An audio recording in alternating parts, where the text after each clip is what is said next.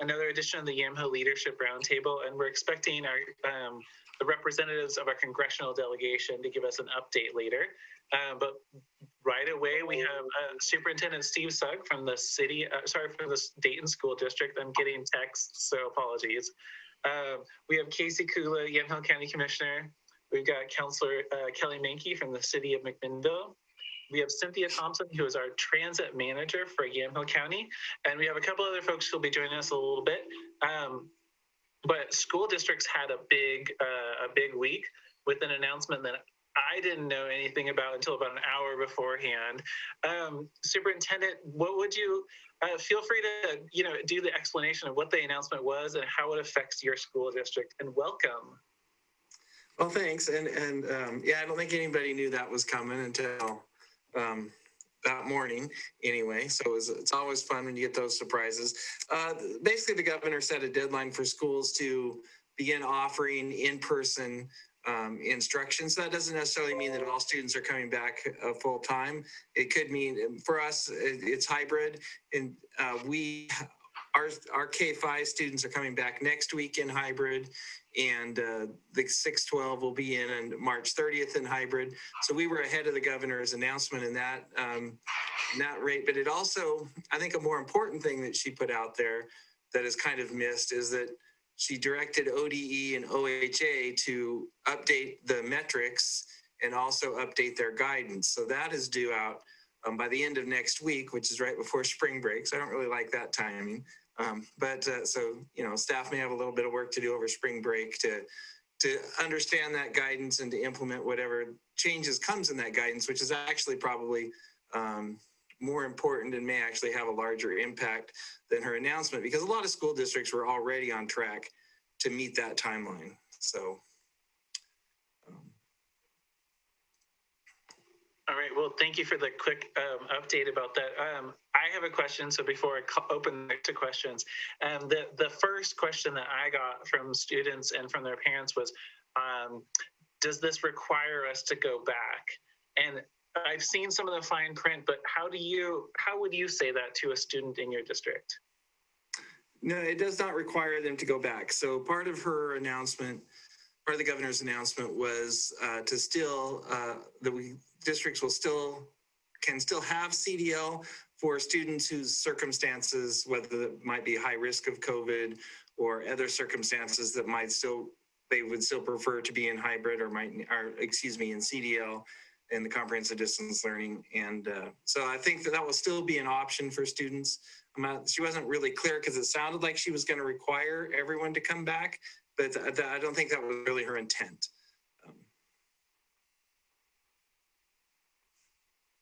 Okay, thank you. Yeah, that's what the first thing I saw, I want to say, the embargo thing, which is probably what you got as well. So it's something along the lines of we're eliminating distance learning. And I was like, oh, that's probably not going to go over super well.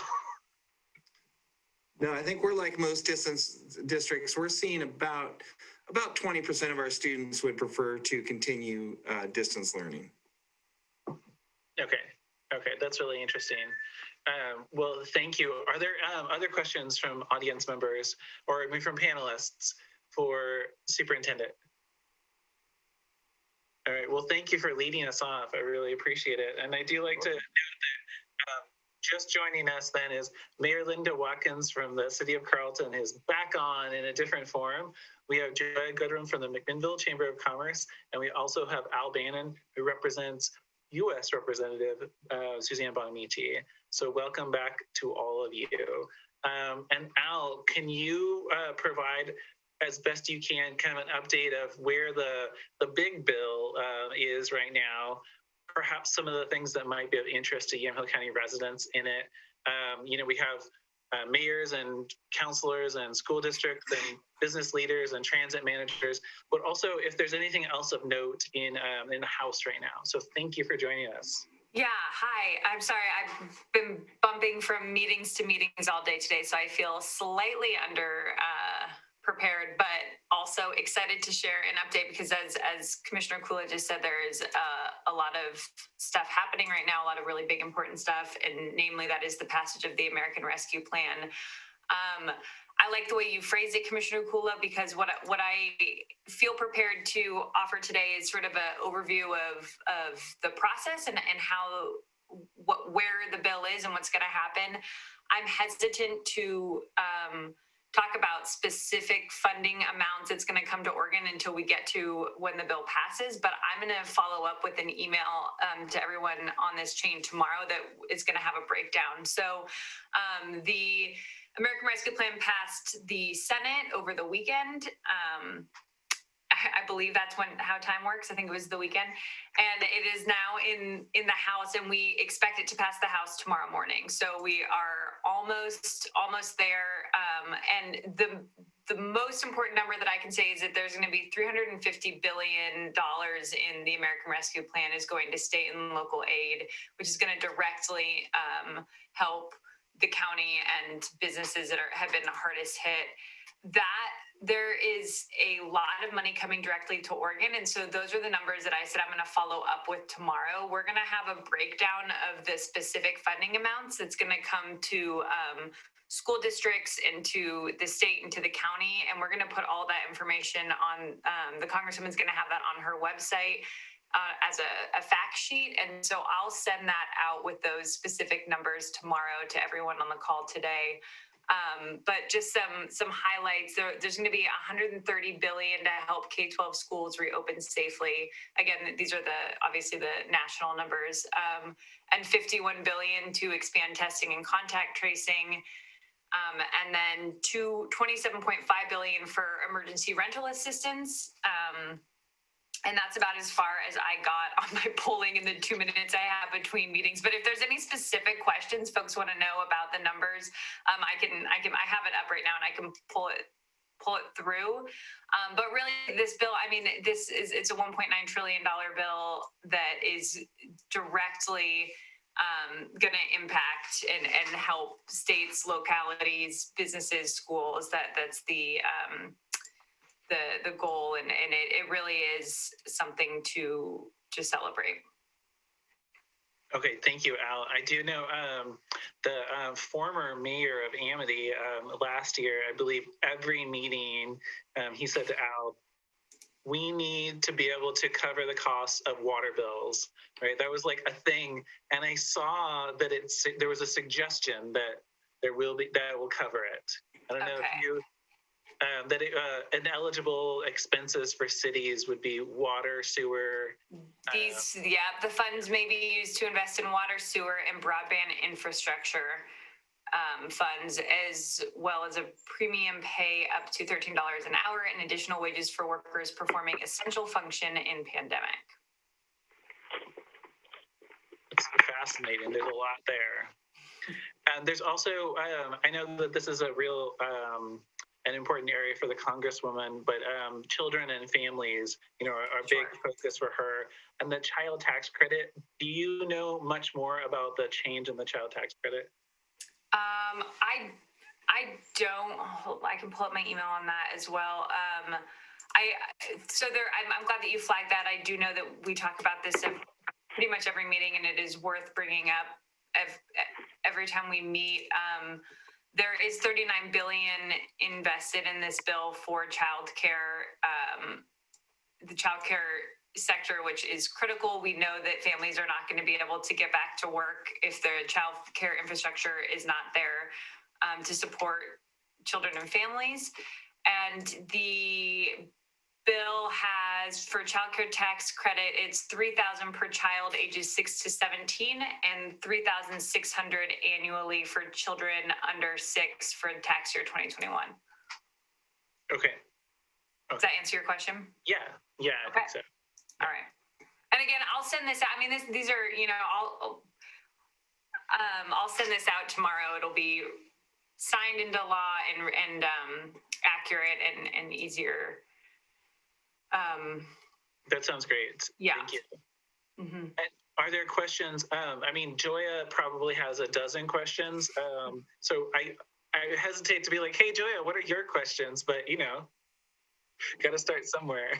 So I heard that everybody's going to, well, let's see, they've changed the levels, right, for how much a family can be making, a couple can be making, and individuals. So it's 80,000 for an individual and less. And before I thought it was higher, it was closer to 100,000. Is that not true? And then for the for couples, it was 150,000. 150. I'm on. It's okay. It's all right. I wasn't talking to you. It's all right. I love Holly. She's always here for me. That woman has my back. I am the Thanks, blessed Holly. person. Anyway, so is that not true that the limitations on how much you can earn in a year have been decreased in this bill? That is true. That's correct. Yes. Yep. So yeah, I heard that, and anyway, that was my only question. I'm very happy to hear that we're getting another round of stimulus money to help. I know a lot of businesses have been applying for PPP and things like that. They still don't know how it's going to impact their tax return. So I'll talk about that when I don't want to take up your time, Al. No, that's fine. I two things, Joy, to that point. Number one, I do want to say, I know you've talked a lot about restaurants in the county that are struggling. There is $25 billion specifically for the restaurant and bar sector, which is crucial. And then, yeah, to your point about taxes, we've gotten this question quite a bit from businesses wondering what year they're going to be able to apply for. If you file your taxes for 2020, they will use those 2020 taxes. okay. All right. But we recommend that folks that prefer to use their 2020 taxes to receive the stimulus, we recommend that they do that, file those taxes as quickly as possible. Right. Yeah. It's really, I will tell you, it's very confusing for organizations, particularly not-for-profits that are on a fiscal year, because the information they're asking for is for 2019, but if you're on a fiscal year, half of the year, 3/4 of the year is in a different year, if that makes any sense. You have 3 months in one year and 9 months in another year. It's very, very complicated. So it's been difficult for some people. Anyway. Yes, and are there any other questions? Thank you, Joya, for leading us off. Yeah. Are there other questions for Al? Okay, great. Thank you for joining us, Al. I know you have a lot that you're doing right now, so you're forgiven. Not that you need that if you need to just duck out, but I appreciate you joining us to give us that little update there. Little update about a big bill. Yeah, thank you. I am going to have to pop out a little early today, but I'm going to stay on for a little bit. Okay, and then I believe that Stacey Jochimsen from Senator Merkley's office is going to join us at 11:30. So yeah, we'll tag team it. Yeah, exactly. You can pass off, as it were. Okay, thank you. And then I'm going to go right now to Representative David Gomberg because he is calling in, and I want to make sure that we get an update from him before he has to go back into session. And I feel like I actually heard a testimony call behind him. So we'll see. Welcome, Representative Gomberg. It's good to have you back with us. What would you like to share with the people of Yamhill County and the leadership roundtable here? Well, good afternoon, Yamhill County and Yamhill County Leaders. I'm pleased to be with you today, and I apologize, as I'm sure you understand, the legislative session is a little unpredictable and a little bit compressed. So I'm glad that I could carve out a few minutes to get together with you between meetings.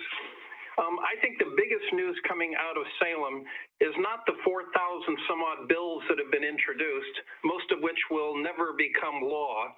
I think the big news is the budget. And as you know, here in Oregon, we can't spend any more than we bring in. We make estimates on what our income will be through a series of reports from our state economist that we call the revenue forecast. And the forecasts have been pretty bleak over the last few months. As you might well imagine, fewer people are working, so they're not paying income taxes. Businesses are closed, so they are not paying corporate taxes. Restaurants and bars are closed, so people aren't getting the chance to buy lottery tickets. We've been very, very concerned that we would not have the money we need to maintain services at their current level. The latest report came out last week, and it was remarkably encouraging. It suggested that people who are doing well are doing very well, and that people who are being challenged during the pandemic and are struggling are receiving supports like you've been talking about the last few minutes. Excuse me, stimulus payments, increased unemployment compensation, rent support. So all things considered, we are actually looking at about $700 to $800 million more than we had anticipated in the previous forecast. That's the good news. The other news is a little bit mixed, and that is that under Oregon law, if we bring in more money than we were expecting to bring in, we have to give it back to the taxpayers. So we're bringing in $700 million more than we expected. Under Oregon law, we're going to need to return about $500 million of that in the form of a kicker payment, which is applied as either a credit against your taxes or an increase on your tax refund. The point of this story is that we are still short of the money we need to maintain current service levels, even though the economy is improving. So we are looking at right now reducing budgets across the board by about 10%. That translates into less money for healthcare, for childcare, for public safety, for transportation, and certainly for education. Those will be the struggles that we confront as we try to move this budget forward. Excuse me. The major stimulus package from the federal government is going to be a big part of that solution. So I'll give you that budget news right now. I'm certainly working on a lot of bills that I believe are going to impact our district in positive ways, and trying to stop some bills that I think that are going to impact our district in negative ways. Why don't I pause and see if anybody has any questions? It looks like Joya has a question. I have a question too. Joya. Oh, mine is the really simple one that it's probably not answerable, which is there a formula or some metric that we can figure out when we see a bill to know, does this have any chance of success before we push to stop it or to promote it? And I feel like that might be, I know it's hard to answer, but probably everybody on this call understands that some bills you're like, oh my goodness, that's awful. And then other bills you're like, oh, this would be so great, but you'd never know if it's going to survive. Anything? Well, Commissioner, you've asked that question at an opportune time.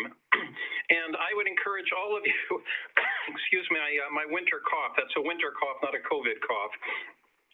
I would encourage you to become very familiar with the Oregon Legislative Information System, OLIS, O-L-I-S. If you just type OLIS into your browser, it will bring up a system. You can type in a bill number, or you can type in the bill sponsor, or you can type in a keyword. Somebody was asking me about forestry and timber bills, and I typed in forestry, and 48 bills popped up. So you can see what I've sponsored, how I voted, when the committees are meeting. All of that information is on OLIS. Now, to get to the point of your question, there's a bill that you have concerns about. Look it up and see if any activity is scheduled. And if there is no hearing scheduled, if there's no work session scheduled, then the bill is likely not moving. We're approaching our first deadline, which will be the 19th of this month. And if a bill is not scheduled for some activity by the 19th, it's dead, unless it happens to be in one of the special committees, which is Ways and Means or Rules. So bills that haven't gotten the action are not going anywhere. And I expect out of the 4,000 some odd bills that are being introduced, about 600 of them will ultimately get to the finish line, and roughly 100 to 150 of those will be budget bills. So that leaves us with fewer than 500 policy bills that are getting any action this session.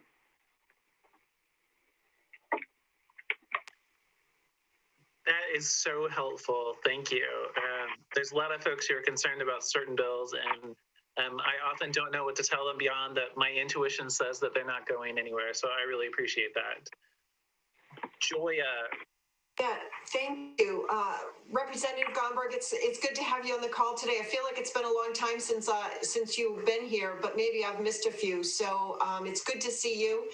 Or actually, I can't see you. I can only hear you. But anyway, thank you for being here. So my question, so we have $700 million more than the state had anticipated. How is it that the budget was that far off when they wrote it? And I have to write a budget every year. I make mistakes. My budget is, so minuscule in comparison to the state's.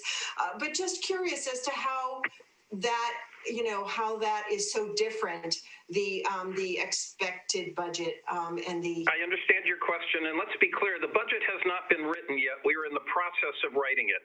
We figure out how much money we've got, and that's how much money we're going to spend. The point that I made is that we are like $1.8 billion difference between the current service level, what we're doing right now today, and the amount of money that we have to pay for what we're doing right now today. And that was based initially on some shortfalls in revenue, but it's based on a couple of other things that make perfect sense if you think about them. It's that we piled out millions, if not billions of dollars in support for people that were affected by COVID, in rent supports and child care supports and small business supports. All that money went out the door. The second thing that's going on is that we're paying increased costs for a historically bad fire season. And so we're facing those expenses. And a lot of those expenses are being covered by the federal government, but certainly not all of them. And so Oregon is trying to make up the difference. There's a package that was rolled out this week by legislative leadership asking to spend close to $500 million to open up school programs during the summer for kids that have been falling behind while schools have been closed. So those are examples of some of the unique expenses that we're looking at right now that throw our budget out of whack. COVID, changes in education, and the wildfires. Great, thank you very much. And you're talking about the next biennium budget, is that correct? Not this one? That's correct, yes. Got it, thank you so much, appreciate it. Yeah, thank you, Joya. Are there other questions for Representative Gomberg while we have him with us? Okay, great. Thank you very much for joining us. And I'll try to be back with you at the next meeting, but if you ever have any questions, just shoot me an email. That sounds great. You are very accessible. I will note that. Thank you. All right. Thanks, everybody. Thank you. And then I'm going to move on to Mayor Linda Watkins, who I believe can hear us now. What would you like to share with people in your community? Oh, well, I could hear you. Apparently you could not hear me was the problem. No, I couldn't hear you. That was the problem. I don't know. I am technologically really inept, and it seems like I'm getting worse instead of better. It's been, I was thinking about this. It's been a quiet week in Lake Wobegon. But actually it has been pretty quiet around here. I think, the down classification for Carlton was, needless to say, quite welcome. It was wonderful to walk downtown last Friday night and see all the restaurants open, and they were all very busy and everybody trying to be good. So that's really, I think right now about it. We've got, local things that we're dealing with and some figuring out our own budgets, but, and just waiting impatiently for our new city manager to get here. Our interim city manager is getting stretched really, really thin. So, but she's doing an incredible job. I don't know what we would have done without her, but that's really about it. We're recovering from the storm. I don't know, our lower park was closed for a week while they were just trimming trees. Our guys are really good about taking care of the park. Every year they have a tree company come in and work in there. And so it wasn't as bad as it could have been. We actually, I think, only lost 3 trees in that whole lower park. But that's about it. It's been pretty quiet. We like it that way. Great, thank you, Mayor. Are there questions for Mayor? All right, and I believe last Thursday, right? So it was after this roundtable that we got the news that the governor is instituting like a buffer week, I think that she's calling it, about movement back up to a higher risk level, which should really give businesses that reopened a little bit more certainty about how they're moving, right? That if they're going to move up a risk level, and so then have more restrictions, that at least there'll be a little bit of time, to prepare. I just saw a little the report from the governor's office today that it looks like Yamhill is going to be going down another step, down or up. I'm not sure how we describe it, but yeah, down another step, which is very exciting, obviously, for this county. And I think we're all very grateful. So I hope it keeps going on that trajectory. And I got my first COVID shot, which makes me really happy. So congratulations. Yeah, our next one comes on April Fool's Day. That should be interesting. But yeah, we were really happy to get that done. Well, that's great. Yes, and you're right. It looks like we are moving down. The changes for businesses, the loosening restrictions will change on Friday. And I've noticed that typically the governor waits until Wednesday to announce, but I saw that she announced right away today. So it's nice that we can talk about it, because I'm a little bit hesitant when I haven't heard the governor announce it. Well, I'm hoping that means that numbers are looking really, really good, and they're very optimistic that's going to happen. My husband just went over to Boise today, and it's like, go over there and come right back. Don't stay. It's a little scary looking at that situation. So I'm glad that we're doing better. Yeah. Okay. Well, thank you for sharing that good news with us. Anyway, it looked like Joya was all about that too. Like did you know, Joya? No, you were just excited. I knew about it. I am overjoyed. That's great.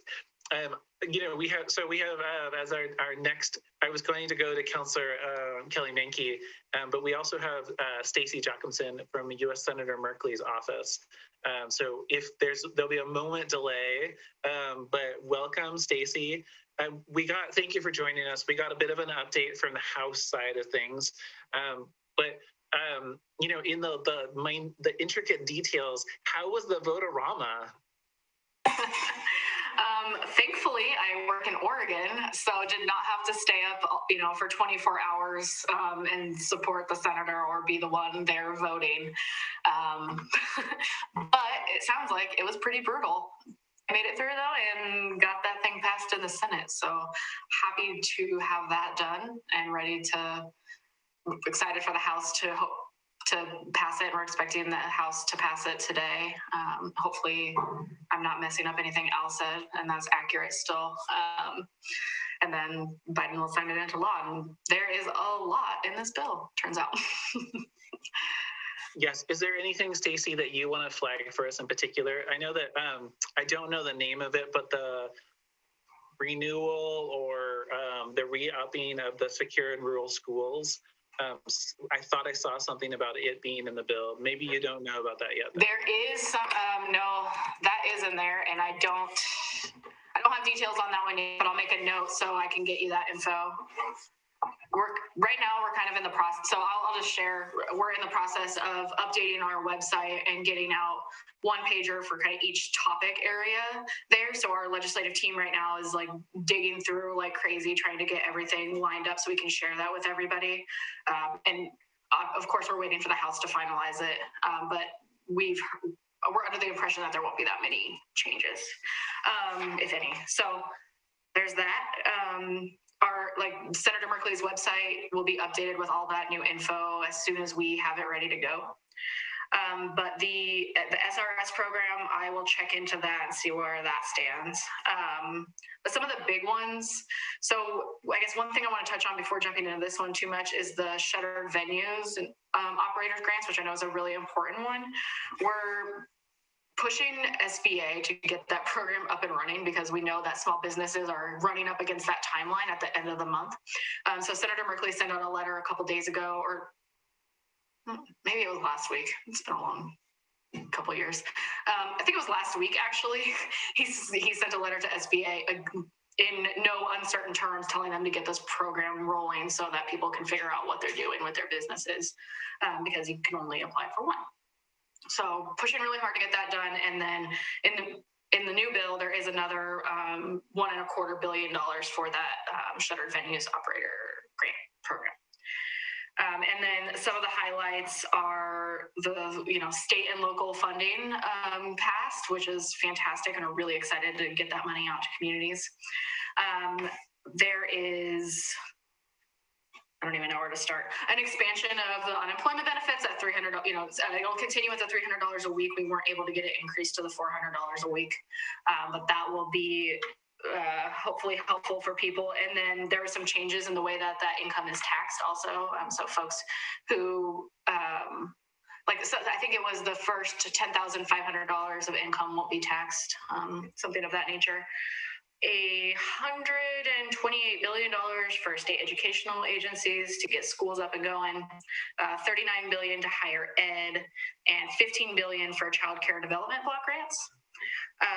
The child tax credit was expanded also, and there's I don't know all the details exactly, but there's folks can receive that money in advance throughout the year now instead of just as a lump sum when they file their tax returns. Any student loan forgiveness that takes place from disability or if for whatever reason a person's loan might be forgiven is now no longer taxable income through January 1, 2026, which is a really big deal for people. There's a temporary expansion of WIC vouchers by I think $35 or $40 a month for women, children, and families. $4.5 billion for LIHEAP, that low-income energy assistance program. $25 billion for restaurants, food, and drinking establishments. That's outside of the PPP program. That's specifically for those people. There's also another, I think, $7.25 billion for the PPP program.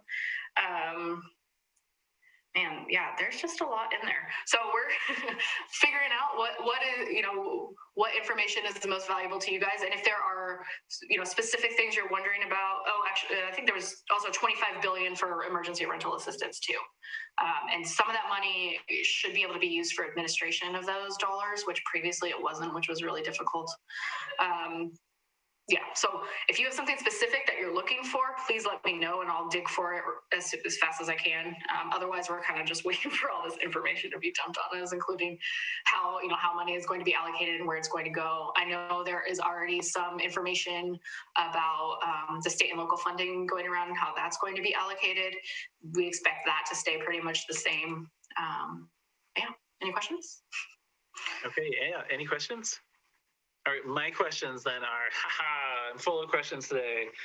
So we have a lot of wedding venues in Yamhill County, and the event venue or the shuttered event venue or the shuttered venue, whatever program, it's my understanding that it doesn't include wedding venues. Is there an avenue for those? I mean, Yamhill County is full of them. And they're all struggling right now. Yeah, that's a really good point. And so that's my understanding too. I do know that we were just talking with our business liaison about this the other day, and the senator is having a meeting with some of those types of venues, I think this week, to talk about what we can do to try to help them out. So my understanding is there's not something in this bill, but we are aware of that issue and are trying to figure it out. Okay, great. Thank you. I know that, when venue operators approach me, they said that the hardest thing is the uncertainty. Oh yeah. Of like, who knows if we can have an event in April or in July or. Yeah, no, I can't even imagine. I didn't realize that they weren't included in the venue grants at first. So that. Oh, I learned very quickly.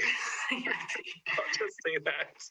Okay, then the other question I have is, do you have more information, or maybe you could just put this on the okay, I'm going to find out more, is the ACA and healthcare.gov kind of expansion. I saw something about a capping at 8%.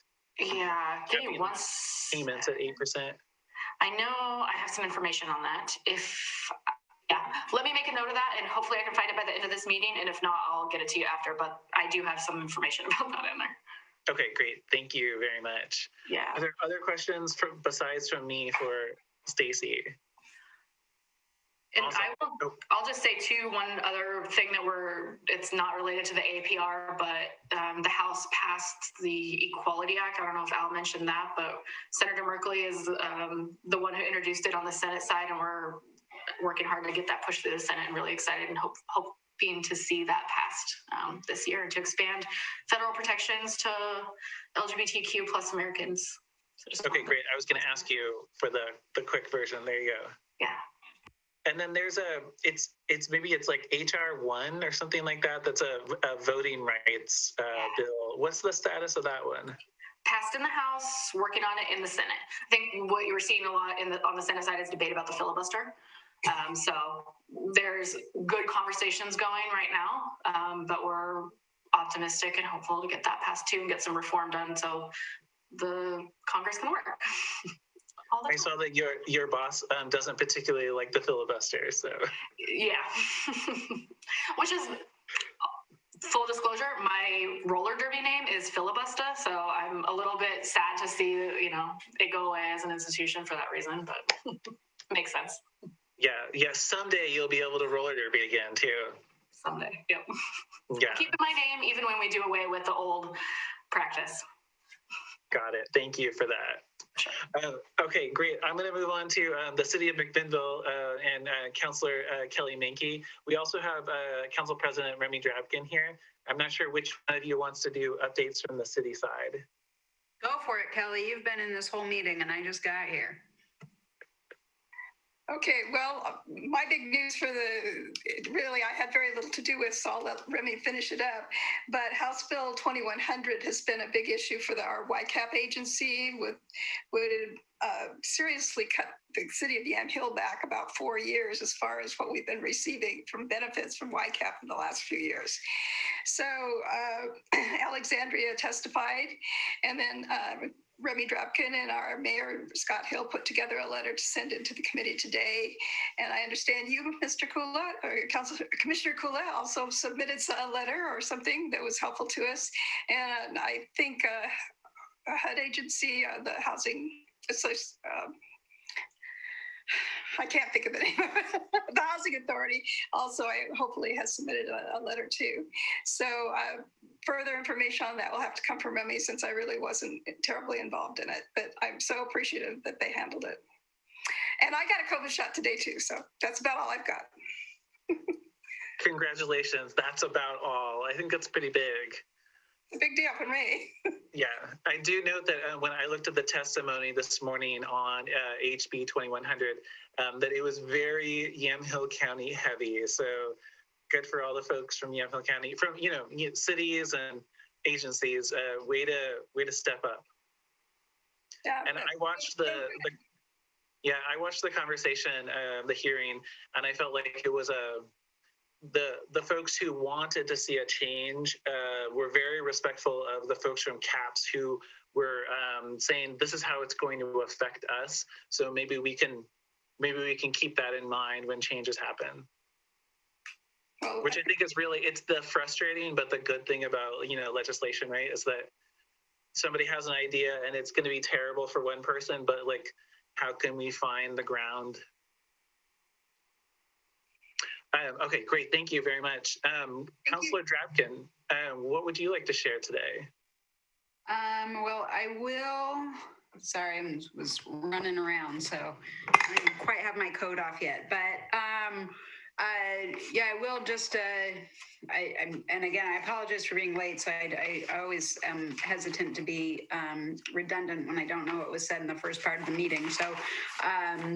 But we did submit that letter regarding House Bill 2100, and largely because of what you, Commissioner, just said, but I will restate it in brief, is that because that bill would have really adverse effects for rural counties cities that don't have a plethora of agencies to work with or to pull from, and because our local cap agency is fulfilling the intention of that bill, and their data shows that. And so the side effect of that bill, of them going into a competitive process for funds that they've had historically, could have a really negative effect, not just for McMinnville, but for all of Yamhill County. On other city stuff, it looks as though the city of McMinnville has sustained about $225,000 in tree damage from the ice storm. And the Parks Department, where, we did have most of our initial layoffs due to COVID, happened within Parks and Recreation. So our Parks Department is already pretty slimmed down, and they are addressing that. We've heard that some folks are getting frustrated that all of our parks aren't reopened yet.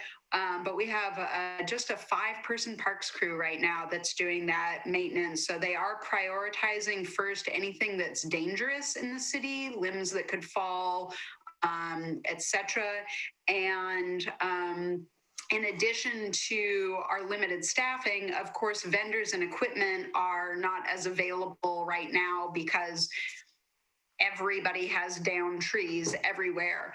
And so just to get that messaging out there, we do anticipate about a months-long cleanup, and then really it'll take many more months than that to have a complete cleanup.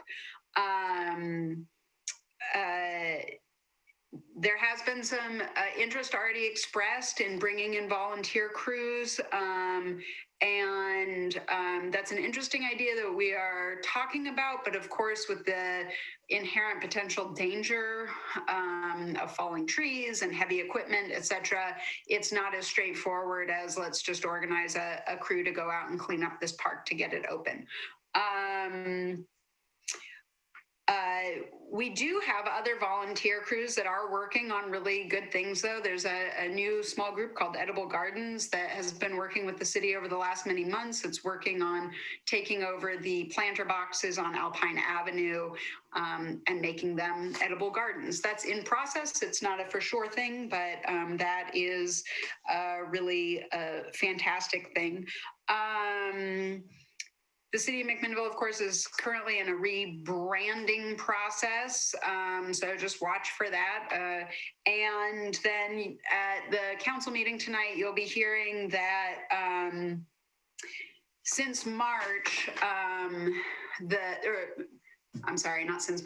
since December, when we had our last budget update, you'll be hearing that our budget is more now affected from COVID than what it seemed to be in December. So we'll be having an update from staff. The December snapshot that the city received was accurate for what was transpiring at the time.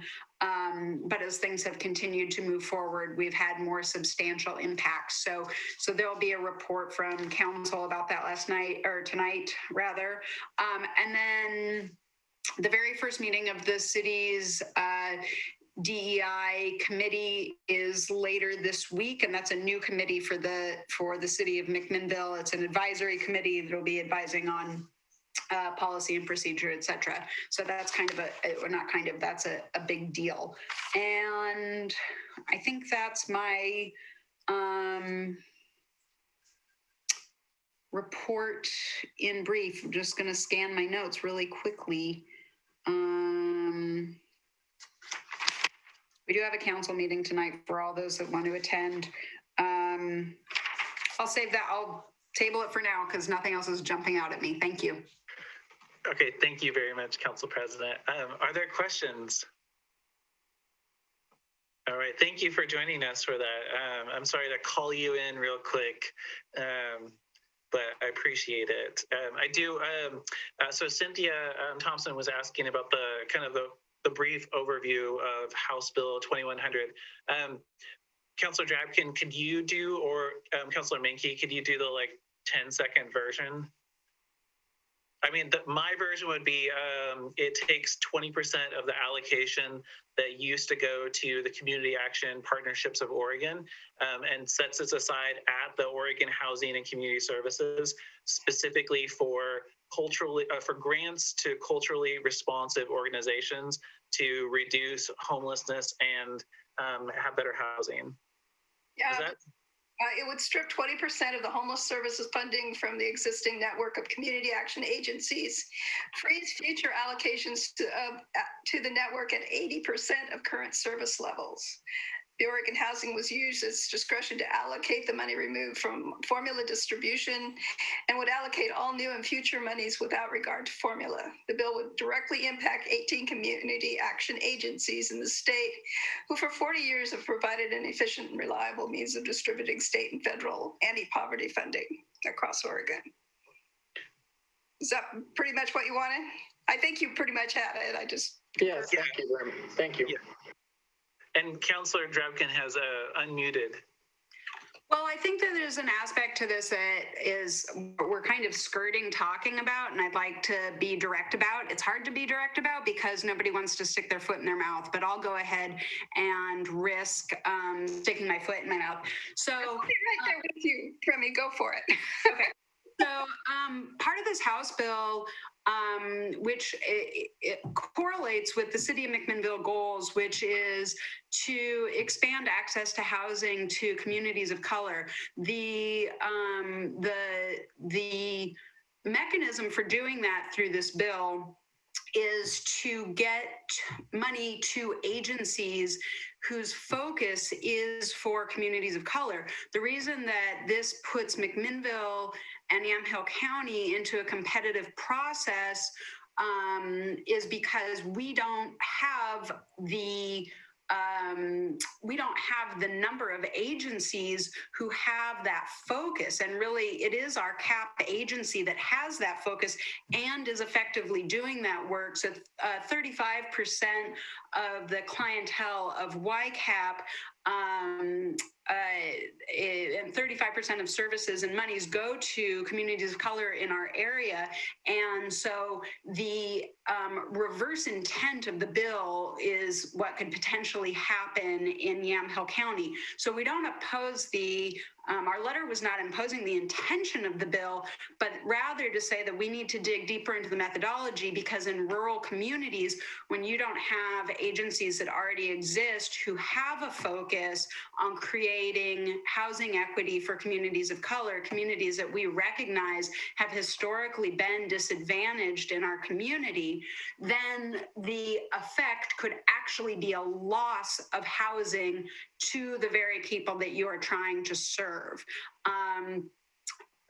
The city of McMinnville has been this past week supported, or 2 weeks ago, supported a grant application by the Housing Authority for a new project which has an intention of serving communities of color. 2 weeks before that, we had a report from the Fair Housing Council to make sure not only the city council, but constituents had an ability to come to understand why communities of color have been historically disadvantaged when it comes to housing. And in fact, in my committees, that Fair Housing Council presentation has gone out as homework. So for both our Affordable Housing Task Force and for our new Diversity, Equity, and Inclusion Advisory Committee. And we're sending it out beyond that. We really want people to come to this understanding. So I think that's the perhaps unspoken part that needs to be just spoken in very straightforward terms. And also, so there's no, I wouldn't oppose a bill that was intended to provide housing to communities of color if the effect of the bill wasn't actually that we would potentially be reducing housing for communities of color throughout Yamhill County. So I don't believe this bill was written in a way in which it addresses rural communities. It's a great metro bill. Yeah, so that's. And I might add that there's a very strong emphasis also for diversified boards too. And I might mention that YCAP is looking for new board members, and we are particularly interested in the BIPOC community. So just put that out there because they have been seriously looking for a while now. That happens a lot with transit funding as well. They'll write a bill that works great for, Chariots or TriMet, but doesn't work for rural areas. So we've been in that situation many times where you're going and you're not arguing against the purpose, but they tend to just forget that in small agencies you're covering the same thing, but one agency is doing it for a lot broader audience than, Portland, you might have an agency for every little group, but not when you're in Yamhill County. So. Yeah, thank you for that. I appreciate that summary. Well said. Yeah, thank you. Yeah, it was well done. There is nuance here.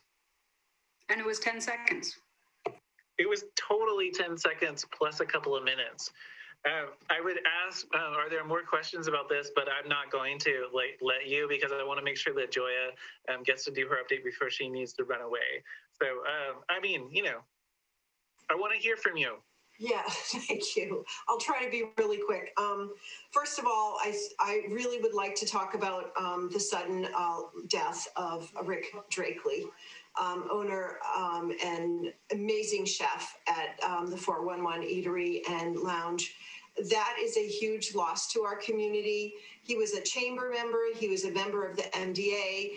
But most importantly, he was a member of our community, and we're going to miss him. He was a character, and so I guess I'm going to ask that people put him and his family in their thoughts and prayers.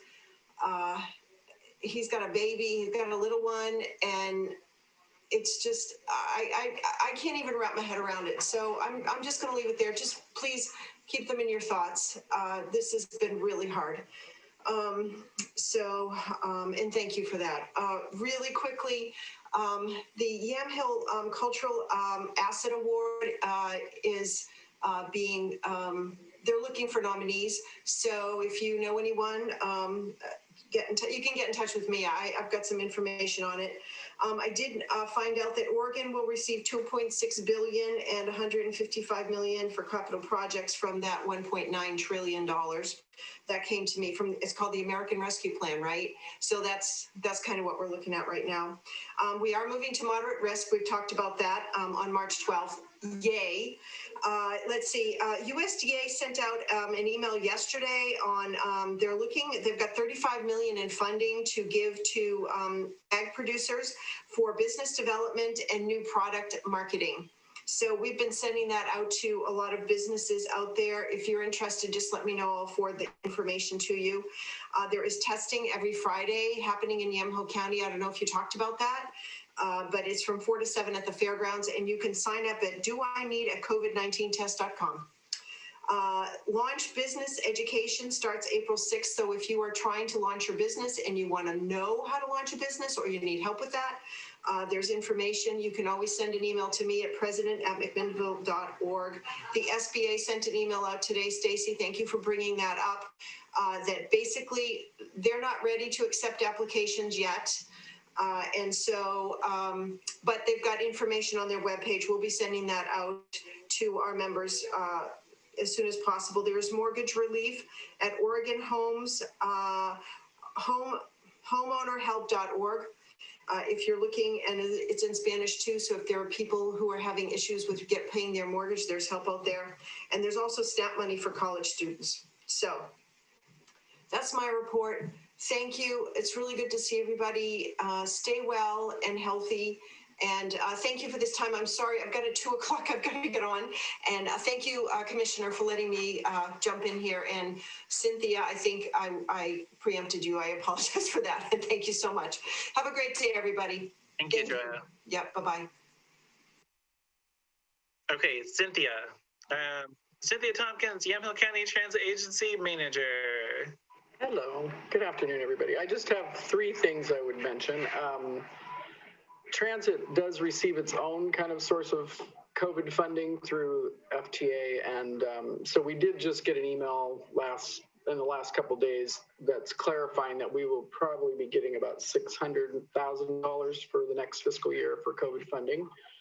Currently, we spend the funding we got for COVID on replacing the lost fare revenue. We've had to implement some extra staff and cleaning and all kinds of things related to COVID because we've been operating pretty much as normal since COVID started. So we haven't quite spent everything, but I think we may end up spending most of it before the end of the fiscal year, and then there will be another round. So that's good news.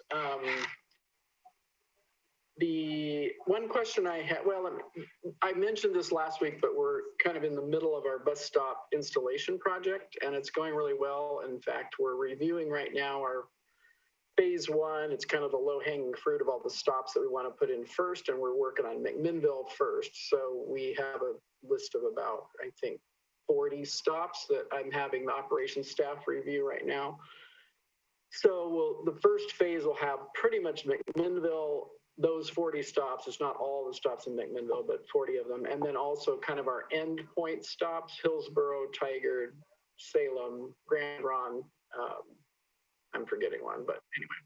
So I just wanted to say thank you to whoever in your city. And I have an issue where it gives me a notification. It cuts out the sound. Sorry about that. I keep trying to fix it. I cannot seem to fix it. I don't know what's going on. So thank your public works staff and all the people that have been working with our consultant, because it's been great. In fact, McMinnville even, I think, is willing to install the signs. So we're getting a new design done for the sign graphics. So that'll come to you, Casey, at the board in the probably next couple of weeks. And well, along with phase one and all the installation. I've been wanting this to be done since forever. So I'm very excited this is finally actually happening. So I think I started working on it 4 years ago, but it's just been one, and we'll have all the right permits and we've got all of that stuff going. So one last thing, I had a question if anybody thought there was a need for transit to offer transportation to people to go get their vaccines.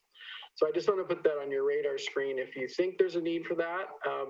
I know other communities are doing it. Transit agencies are offering special service, like maybe there's people who have a difficult time, can't get to the site for the vaccines, and so transit's helping out. So if you think you need that in your community, just let me know, okay? I think we do. Okay. I know individuals that are doing it. I talked to somebody this morning that's personally taken 18 different seniors out for vaccinations. So there's a need.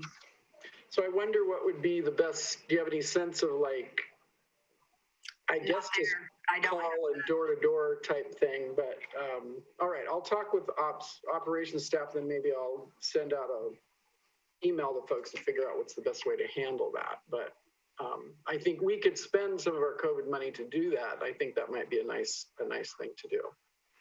I think that would be a great thing. Mm-hmm. My understanding is that when public health staff reach out to at least the pool of folks who've sent notification in that they're eligible and that they want it, and then when they get reached out to, my understanding is that they are asking about whether they have transportation.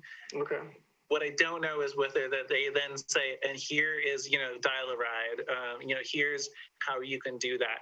I believe it is, but what I'll do is I'll check on it when we're done here too. Okay. I'll also write to Lindsay and make sure she gets a hold of me in case she, however they want to set that up. I think we can make that happen. So. Yeah, I think that would be tremendous. Okay. Can I ask a quick question of Cynthia? Yeah. Cynthia, did you get the FAST Act reauthorization form from us by chance? I don't think so, but we got the. Are you talking about for the COVID funding? No.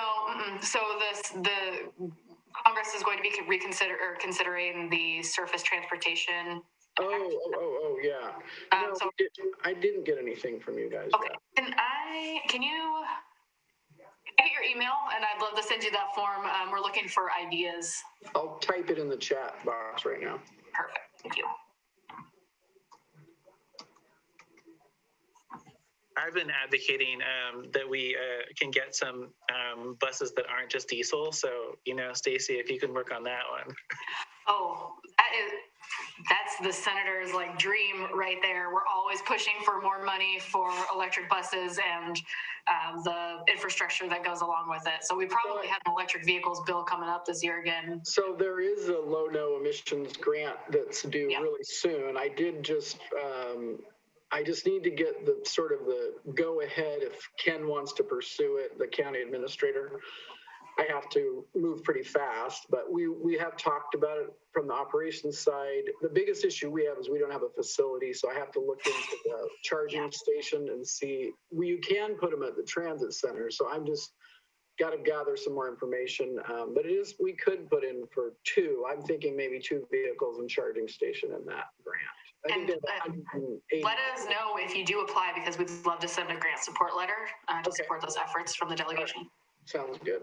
And I know that, or I believe that I saw that the charging facilities are also one of the eligible. Yes, yeah, they are.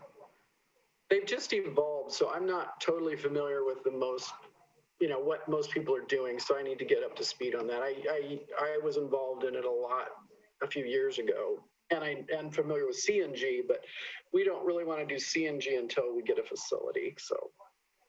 But electric doesn't really work for our commuter buses. We've got hills, the miles, how far they'll go, but for local, we could probably try out a couple. Totally. All right. Well, good question. Thank you for prompting that one.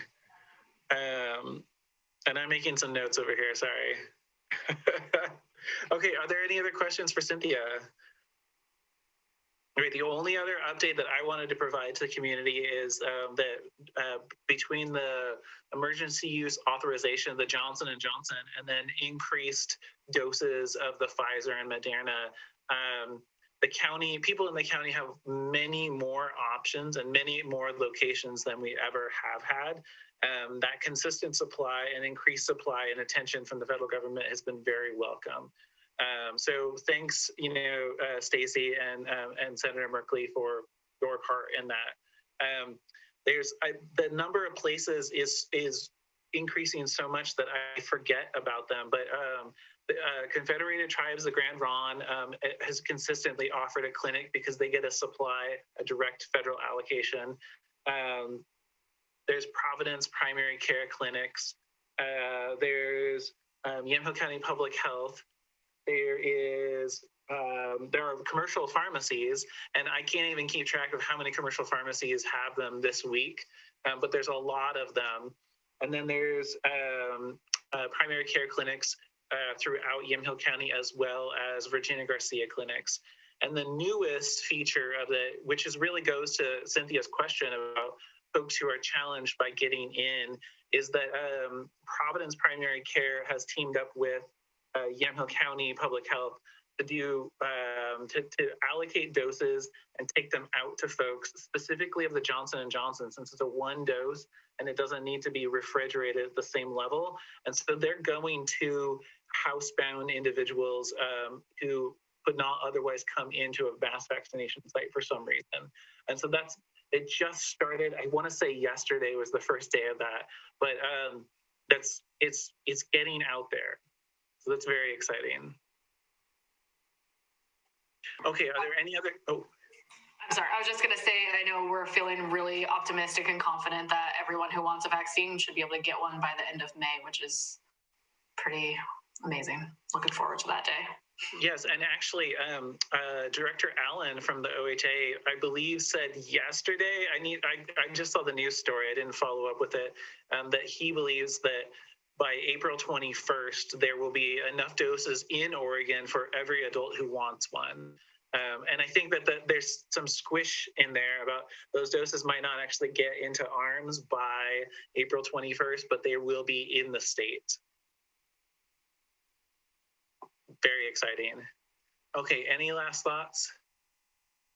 All right, folks. Well, remember that everybody who is here works for you every day, and reach out to one of us if you need something.